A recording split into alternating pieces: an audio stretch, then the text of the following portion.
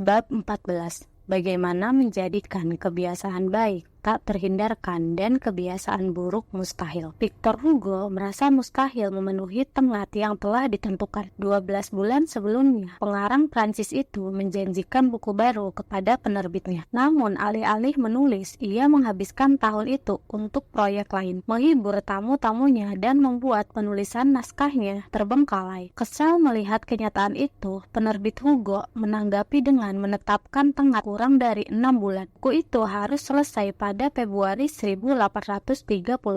Hugo meracik rencana yang ganjil untuk memerangi kecenderungan menunda kewajiban. Ia mengumpulkan semua pakaian dan menyuruh asistennya menyimpan semua itu di sebuah koper besar. Tidak ada yang tersisa kecuali sehelai syal besar. Karena tidak memiliki baju yang pantas untuk pergi keluar rumah, ia tetap di ruang kerjanya dan menulis habis-habisan selama musim gugur dan musim dingin. 1830. The Handbook of Notre Dame terbit 2 minggu lebih awal pada 14 Januari 1831. Terkadang kesuksesan itu hampir seperti menjadikan kebiasaan-kebiasaan baik sebagai sesuatu yang mudah dan kebiasaan-kebiasaan buruk sebagai sesuatu yang sulit. Ini kebalikan dari hukum ketiga, perubahan perilaku, menjadikannya sulit. Jika terus-menerus mengalami kesulitan dalam mewujudkan rencana-rencana Anda bisa mengambil contoh dari Victor Hugo dan menjadikan kebiasaan-kebiasaan buruk lebih sulit dengan menciptakan sesuatu yang oleh psikolog disebut alat penjaga komitmen. Alat penjaga komitmen adalah pilihan yang Anda buat saat ini untuk mengendalikan aksi-aksi Anda pada masa mendatang. Ini cara untuk menikung perilaku di masa mendatang. Membuat Anda hanya menjalankan kebiasaan baik dan membatasi Anda dari kebiasaan buruk. Ketika Victor Hugo menjauhkan pakaian resminya supaya bisa berfokus menulis, ia menciptakan alat penjaga komitmen. Ada banyak cara untuk membuat alat penjaga komitmen. Anda dapat mengurangi makan berlebih dengan membeli bahan makanan dalam kemasan kecil, bukan kemasan besar. Anda dapat secara sukarela memasukkan diri ke daftar orang terlarang di situs judi online agar tidak dapat masuk ke situs itu di masa mendatang. Saya bahkan pernah mendengar atlet yang harus mengatur berat badan untuk ikut dalam kompetisi memilih meninggalkan dompet di rumah selama seminggu sebelum penimbangan supaya tidak tergoda untuk membeli makanan cepat saji. Contoh lain, teman saya yang juga sesama pakar kebiasaan, Nir Eyal, membeli outlet timer, yaitu alat pengatur waktu yang dipasang di antara router internet dan colokan listrik. Pada pukul 22.00